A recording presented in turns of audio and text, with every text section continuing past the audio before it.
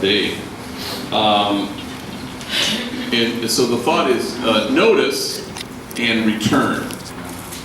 A lot of times our days are filled with, maybe praise and blame.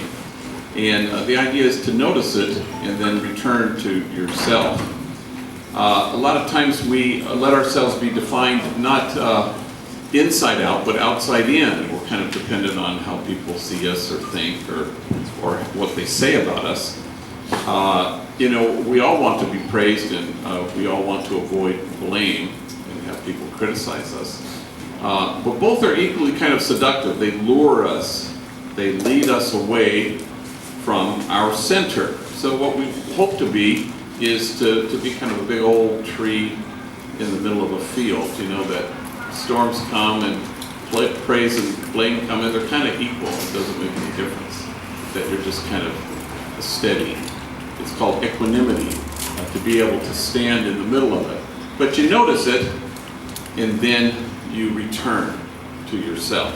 A lot of times if somebody praises you, your friend says, don't get a big head.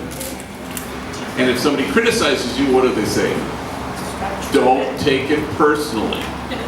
But the truth is, what gets thrown out to the baby with the bathwater is you have to take it. If somebody praises you, hear it, and then return to your center. If somebody criticizes you, take it, and then return to your center. You don't want to be defined by it. You want to be rock steady in the middle of all that stuff, so that you cultivate a kind of a light grasp on it. So you don't grasp for praise and you don't flee from criticism.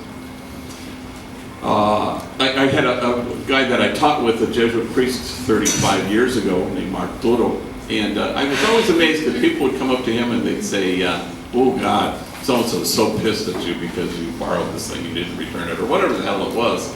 And he was a chain smoker. He'd take a big drag on a cigarette and then he'd go, I care about that much, he'd say. And I don't know if that's the right way to be either, that you could care less. But somehow you want to get to this place where you can just kind of not let it define you.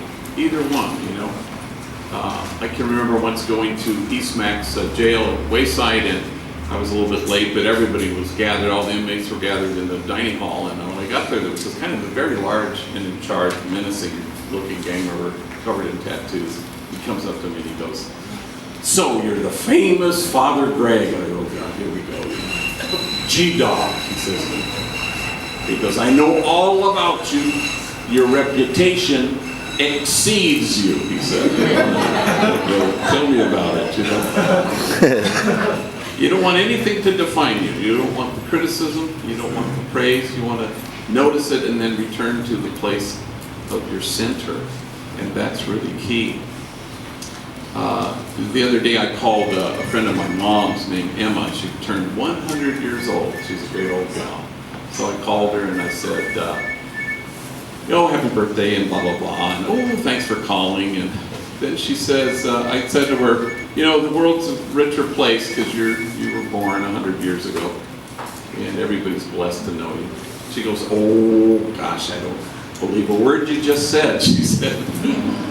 But it was nice to hear it.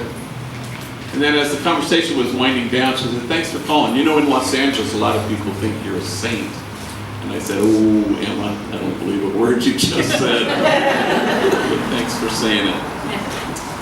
And part of it is take it, hear it, notice it, hold it, and then let it go and return to your center. Otherwise, it'll seduce you. It'll lead you away from the truth of who you are. You want to define yourself from the inside out, not from the outside in.